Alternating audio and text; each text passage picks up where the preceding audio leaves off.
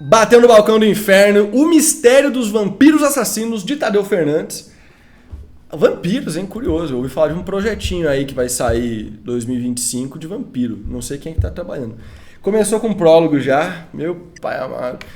Pior que eu tenho a impressão de que o Tadeu falou que esse prólogo, ou é do Projeto Axo, não existia e alguém falou pra ele botar. Eu acho que foi até a Mari que falou pra ele botar. E eu não lembro. Ó, a Mari falou que o Ukel é barraqueiro. Eu também sou barraqueiro, né? Falei que era autobiográfico. Prólogo. Deus, vamos lá.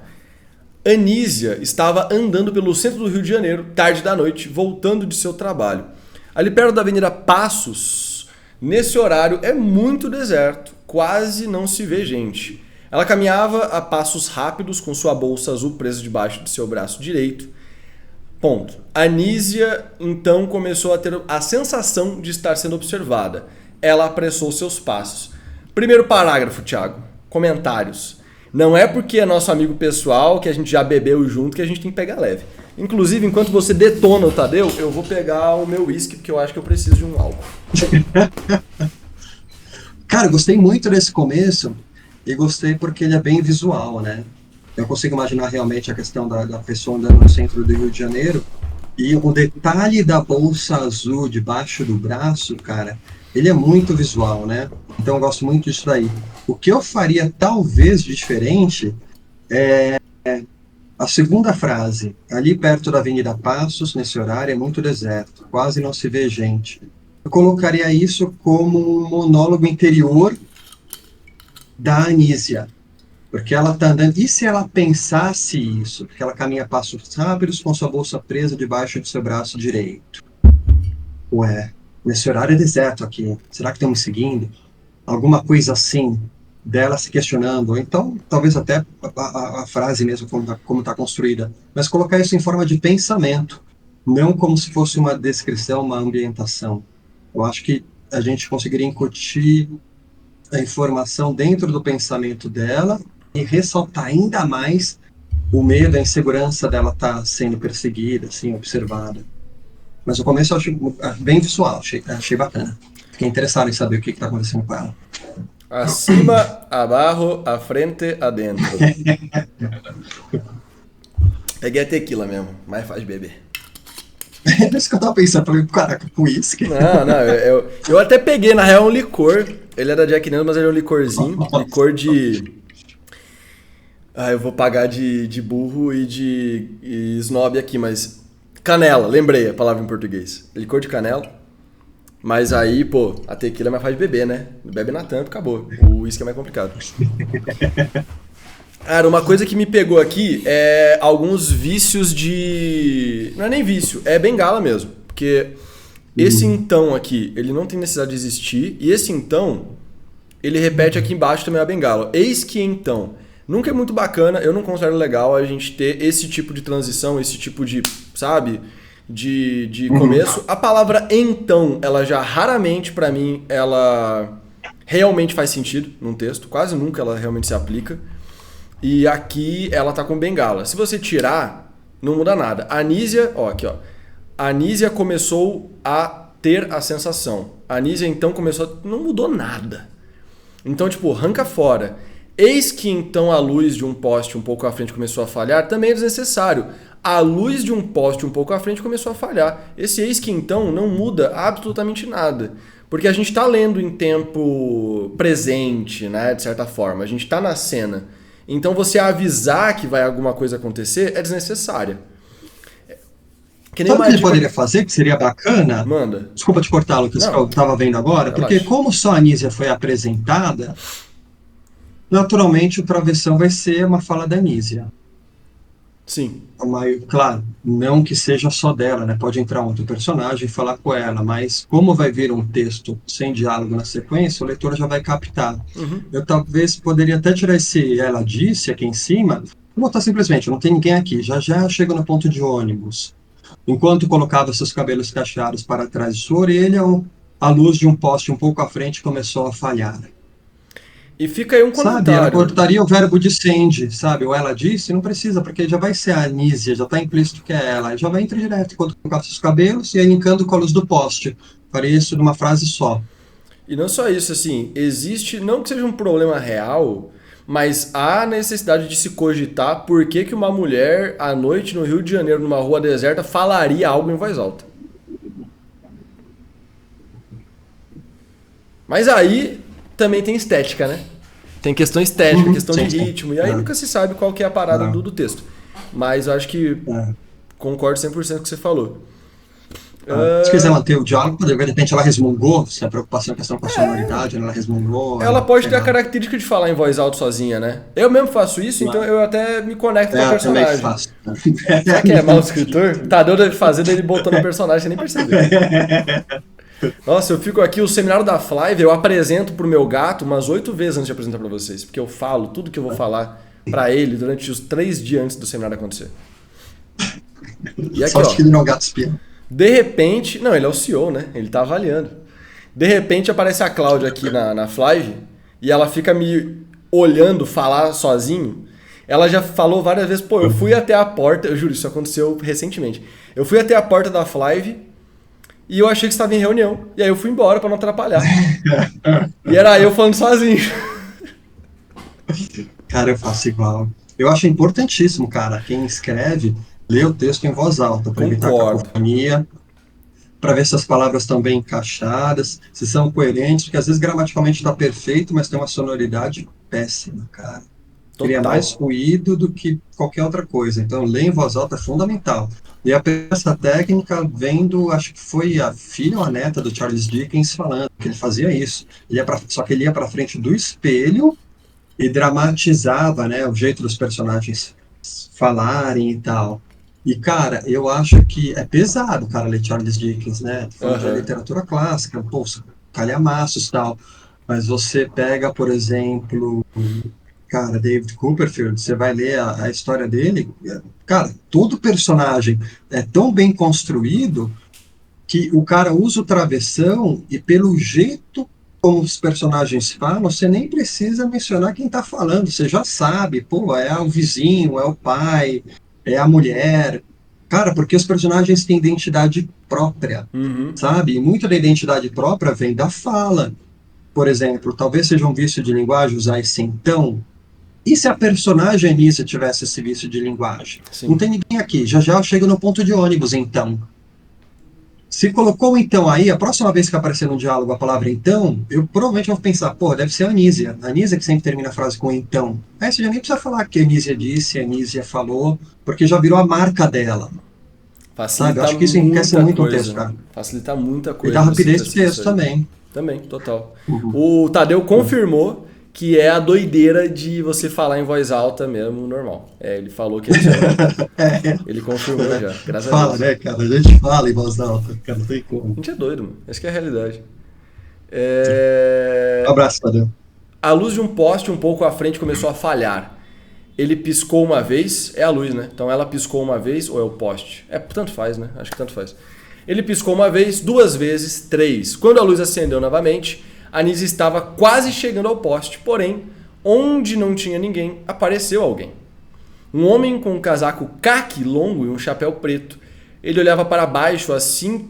Peraí, desculpa, ponto.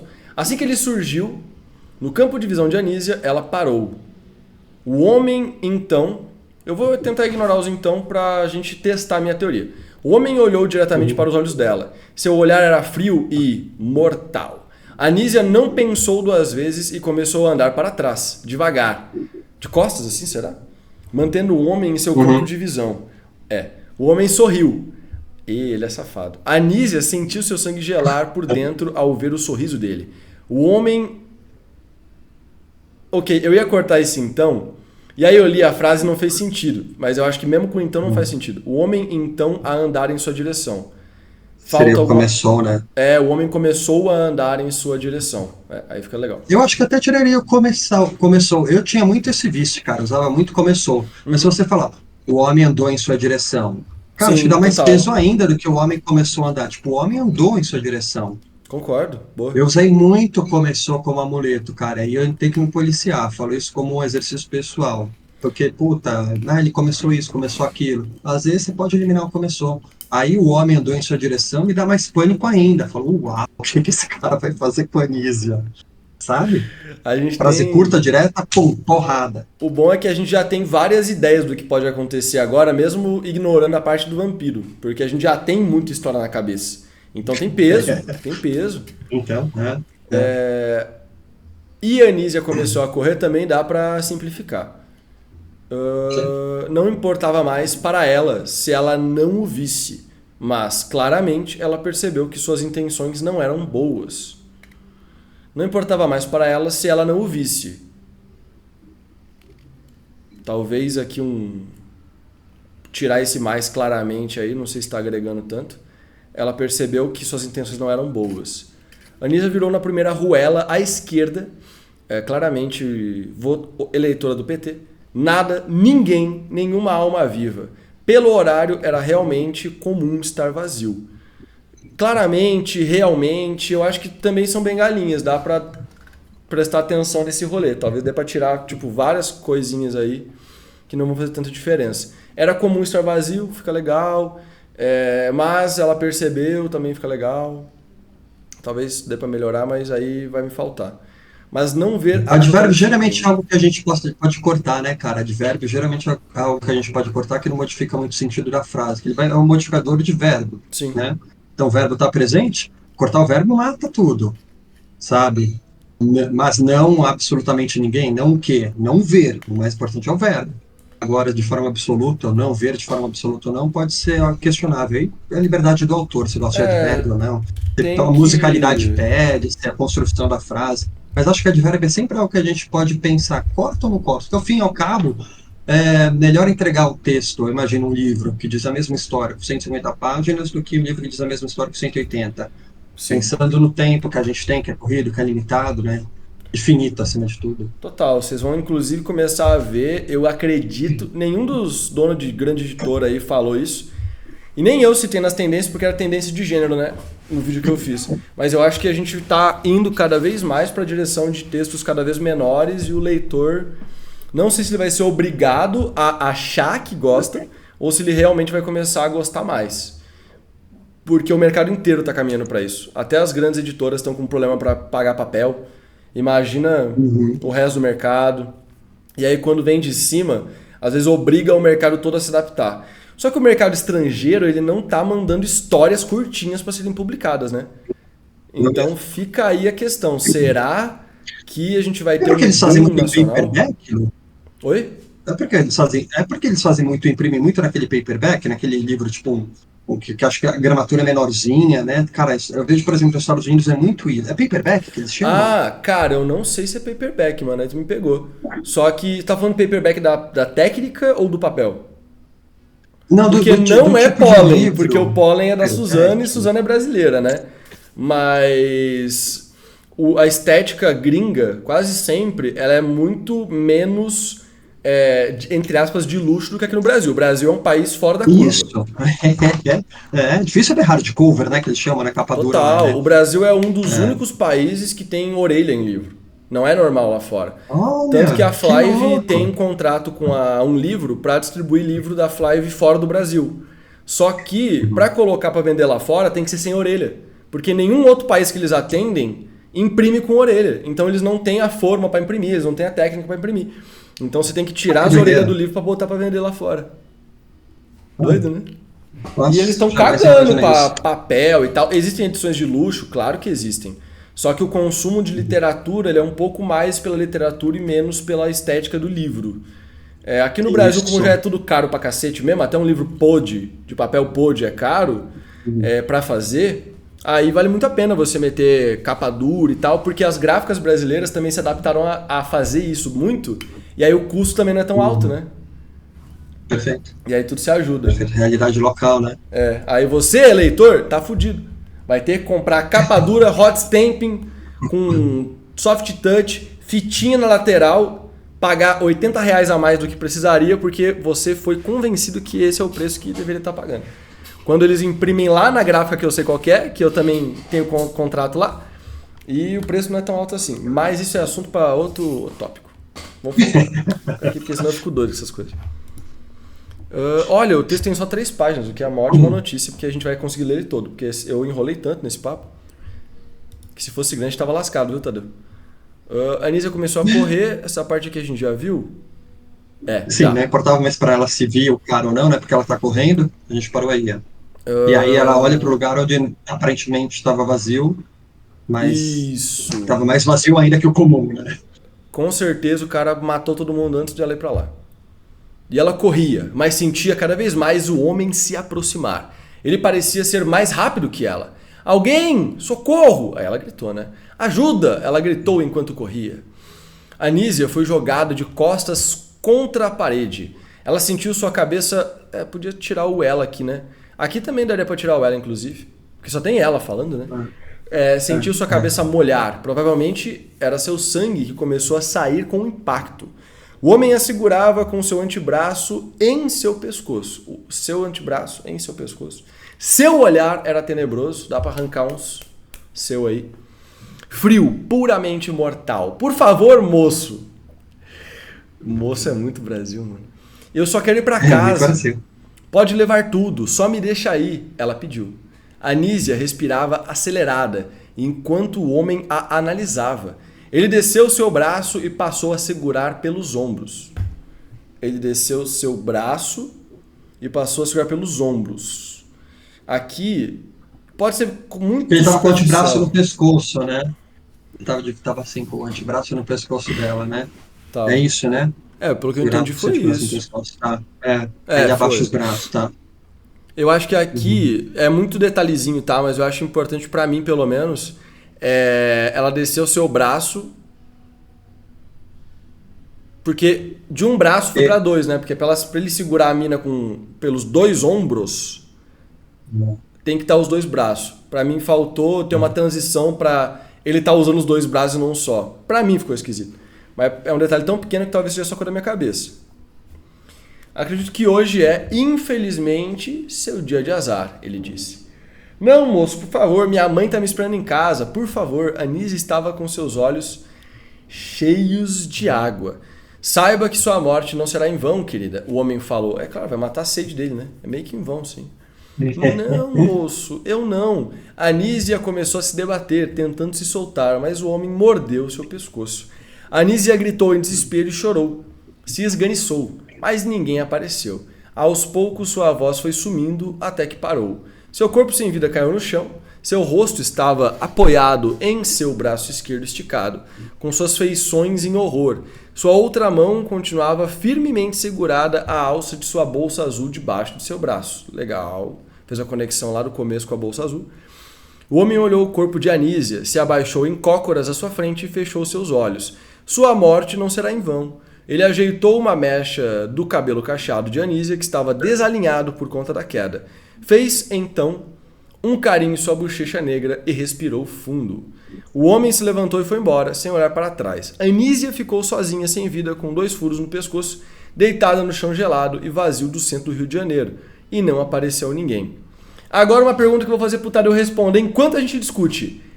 Esse prólogo aqui, por que ele é essencial para essa história? Porque eu acho que esse prólogo aqui não é essencial para a história. Teoria já sem ler mais nada. Eu chutaria que ele não é essencial, porque a única coisa que ele agregou aqui foi dizer que no Rio de Janeiro tem vampiro. Tirando isso, não tem nada de... que eu imagino que vai dar continuidade na história, que vai ter impacto depois. Mas aí eu vou deixar o Tadeu tentar justificar. Mas, Tiagão, o que você achou do texto todo? Agora no geral. É interessante isso, né? Porque se a gente não sabe como vai vir a sequência, a gente pode questionar se o prólogo precisa ou não, né? Como o prólogo em si, né? Poderia ser um capítulo, eventualmente, né? É isso que eu quero dizer, né? A informação é importante. Falar que ambientação, onde que a história está acontecendo? Legal. Sei que é no Rio de Janeiro. Bacana. Sei que a cena está acontecendo tarde da noite, o que é ótimo também, para a gente começar a tentar visualizar, né, a questão do centro do Rio de Janeiro, ajuda bastante também. Agora, talvez ajude porque eu tenho essa bagagem do centro do Rio, de ter frequentado o Rio. Ele fala algumas coisas de viela, né? Então dá para a gente conseguir imaginar que é um centro onde tem as ruínas apertadas, né? Que geralmente tem movimento durante o dia, mas à noite não, né? Do ponto dele criar, né? Fica implícito isso quando ele fala, né? Nessa hora do dia ou nesse horário, né? Tal região é desértica, né? Alguma coisa assim. Dando a entender que em horário talvez comercial, aquele lugar seja cheio, como Sim. geralmente costuma ser, né? Em grandes centros urbanos, né? Então acho que isso daqui é muito bacana. É, o que eu acho que é interessante também é a questão da personificação do cara quando a gente pensa desse vampiro, né? Porque, porra, eu já tenho milhares de filmes de vampiros, milhares de livros, né? Como que vai ser? Vai ser um cara tipo um Nosferatu, uma criatura do esgoto, tipo o Baraka do Mortal Kombat? Ou vai ser tipo o Brad Pitt, sabe? Do Entrevista com o Vampiro? Pela Tem toda uma estética que ele gama, né, cara? colocou aqui, a gente não tem Do cara com um nada. casaco caqui. Ele fala de um cara É, com um casaco caqui longo e um chapéu preto.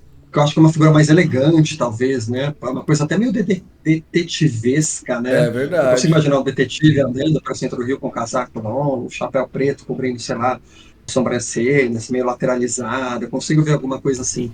Eu tô curioso para saber como que é Eu esse acho que vampiro. por ele não ter Que ele parece explicado o novo. vampiro, deve ser um cara normal. É, Você e não tem parece essa ser novo, porque impressão? ela separa ele como moço, né? É Claro que verdade. talvez ela pudesse referir a moço para um senhor também, mas talvez se fosse alguém muito velho, ela já chamaria de senhor, não chamaria de moço. Então, eu tô imaginando um cara também relativamente jovem. É legal, porque são, quer dizer, são pistas, né? Ou Sim. não sei se foram Não, pensadas ou não. Imagino que aí, sim, porra, o Tadeu, imagino que ele pensou, né?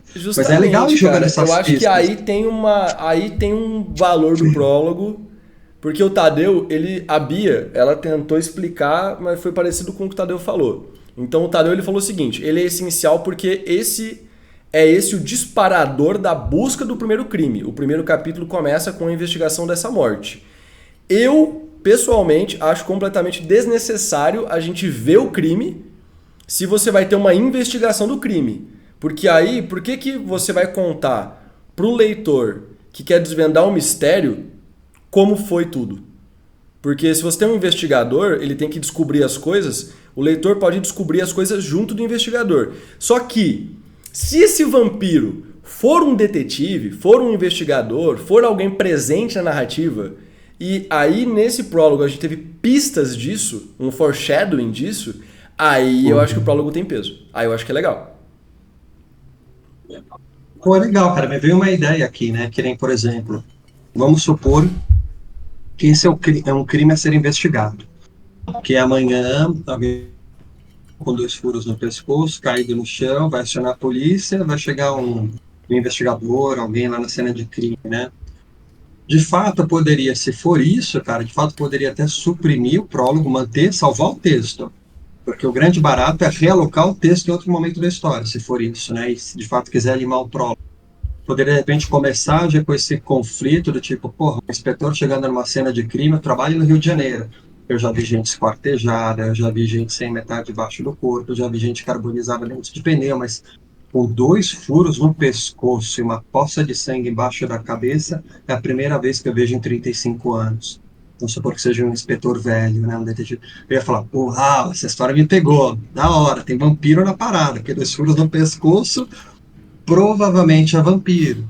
E aí, quando eles estiverem fazendo, de repente, o detetive, o investigador e o auxiliar estiverem falando, pô, tá, mas vamos tentar imaginar o que aconteceu. Pega o prólogo, virou um capítulo. Ah, olha, eu acho que a mulher devia estar saindo, andando pela viela, tarde da noite, no escuro, indo para o ponto de ônibus, e aí, de repente, alguém apareceu do nada. Daria para aproveitar uma boa parte desse texto, porque ele está bem amarrado, né, do início Sim. ao fim, esse texto. Então, seria mais, talvez, uma realocação esse texto mais adiante, quando fosse o detetive fazer lucubrações sobre o que possivelmente teria acontecido. Sabe quando tem aquele programa tipo, acho que era Linha Direta, que tinha a simulação do crime que Me aparecia na disseram Globo, que ia voltar esse negócio, mas eu não vi não. com Pedro Bial. Mas voltou com Pedro Bial. Não sei se ainda está no ar, mas voltou no passado. Tem uns episódios novos que eu vi assim. Foi bem interessante, cara. É, aí eles fazem aquela simulação. Não é simulação, tem um nome técnico para isso quando a polícia faz. Sua cara tá demais. Achei que Acho que você, tem um achei que você nome não tinha visto. preciso na simulação, né? Mas enfim, talvez pudesse ser feito isso. Se quiser bater o prólogo, claro, sempre uma opção do autor. Se não, mas porra, não quero perder o texto, só realoca.